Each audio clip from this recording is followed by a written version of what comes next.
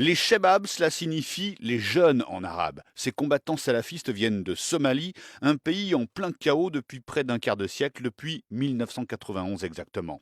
Leurs effectifs sont estimés entre 5000 et 9000 hommes. Ce groupe s'est créé en 2006. Les Chebabs sont en fait l'émanation la plus radicale de l'Union des tribunaux islamistes, une alliance de combattants somaliens qui souhaitait instaurer la charia. À cette époque, les tribunaux islamistes ont contrôlé le centre et le sud de la Somalie, notamment la capitale Mogadiscio. Les Chebabs ont occupé une grande partie de la Somalie pendant plusieurs années. Ils ont instauré la charia, là où ils se trouvaient, avec des lapidations, avec la destruction de sites religieux chrétiens notamment. En 2010, ils font allégeance à Al-Qaïda, mais en 2011, les Chebabs sont chassés de Mogadiscio par la force de l'Union africaine. À partir de ce moment-là, ils vont perdre progressivement leur bastion.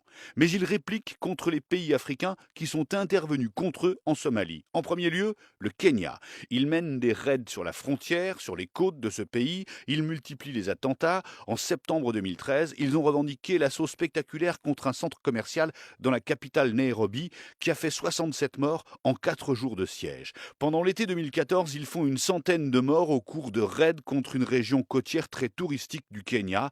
Et puis la semaine dernière, une attaque à Garissa contre des étudiants fait près de 150 morts. Les Chebabs ont aussi visé l'Ouganda et Djibouti. 2 attentats à la bombe à Kampala, la capitale de l'Ouganda, en juillet 2010, 76 morts. Et en mai 2014, attentat à Djibouti contre un restaurant de la capitale fréquenté par des Occidentaux, notamment par des Français, bilan 3 morts.